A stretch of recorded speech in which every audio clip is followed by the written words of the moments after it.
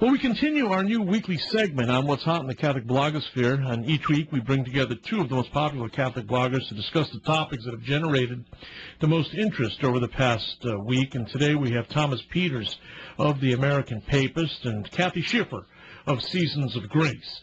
And Thomas, good to have you here. Kathy, great to have you here. Hi, Al. Nice to see you. Pleasure to be back with you, Al. Hey, Thomas, what's been big for you this week? Well, just today I was working on a story about a Catholic diocese in Rockford, Illinois, having to shut down and phase out its adoption and child care services because the same-sex civil unions bill that was rushed through the legislature there is about to go into effect on June 1st. Mm-hmm. And despite the efforts of the Catholic Conference in Illinois to insert religious exemptions, those are never included. And so once again, we're seeing the very sad situation where Catholic adoption and foster care centers are being pushed out of the public square because of holding to their religious beliefs about what's best for kids. This is truly wicked. Here you have Catholic Charities in the Diocese of Rockford offering exemplary and nationally recognized service to foster families and adoptive families for over 100 years. And they have to stop offering adoption services. Why? Fill in the blank for me. Because under the current the way that the bill was passed, the fear is that after June 1st comes along and a same-sex couple comes and asks to have a child placed with them, if Catholic Charities were to turn them away, that same-sex couple could turn around and sue them for discrimination and make the Catholic Charities Center liable for huge litigation fees. Wow. And so that's kind of the focal point and why this is being forced on it. There's 58 people who work with Catholic Charities who were informed yesterday morning that they were no longer going to have a job. But I have to say I was extremely proud because I saw an interview with two of them, and they supported the diocese's move. What brought them to work for Catholic Charities was that they believe that they do a great job of placing kids in loving homes, and they saw the ability of Catholic Charities to continue doing that threatened by this legislation. So they're out of a job, and I hope they find something. But they actually supported the move of the diocese. This kind of thing is wicked at a number of levels. First of all, it deprives children of adoptive parents. It also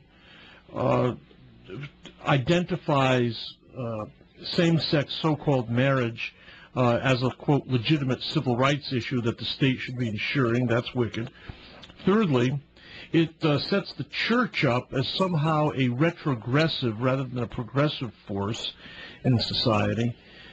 Fourthly, it removes from the church an authentic area of ministry by which we can demonstrate that the Father sent the Son to be the Savior of the world. And there's a million ways in which the heavy hand of Caesar is really hammering the church here. And we can be faithful. We have to be faithful, but we shouldn't comfort ourselves that fidelity is enough here. We also do want effectiveness, and the state is keeping us from being effective. Kathy, what's been big for you this week? Well, one of the things that I was talking about is the separation of faith and science, and the Stephen Hawking comments. He has been in the news before for his outspoken anti-Christianity, his embracing atheism. But what he's done really is created an us and them dichotomy between science and faith. Right. And what he says is that science is a fairy tale.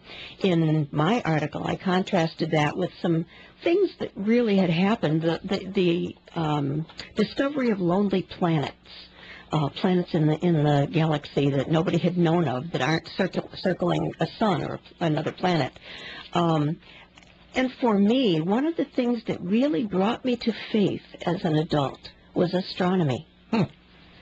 And I don't think I knew that. I was impressed at some point, doing a very basic study of astronomy, I was impressed that it was so obvious that these things weren't there by random. I didn't have enough faith to believe that.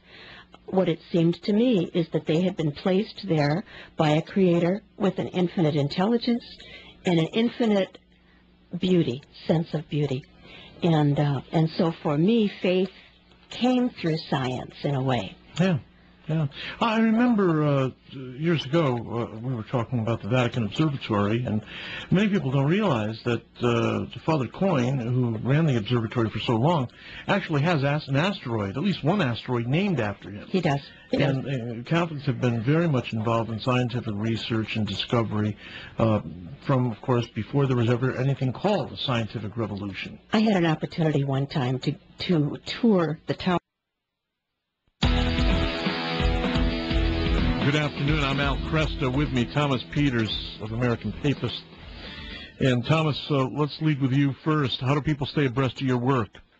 It's very simple. You can go to www.americanpapist, that's Papist.com, and that will get you to the daily stories I'm writing, well, daily. Yeah, and they're exceptional. Again, get on over there, American Papist. And Kathy Schiffer? My blog is seasonsofgrace.net. Seasonsofgrace.net.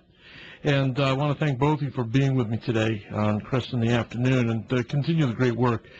Keep focusing out there. Excellence, excellence, excellence. That's the way to attract people to the wonderful story of salvation that the Catholic Church is able to tell and to offer. And again, thank you. I'll be with you next week in Chicago for the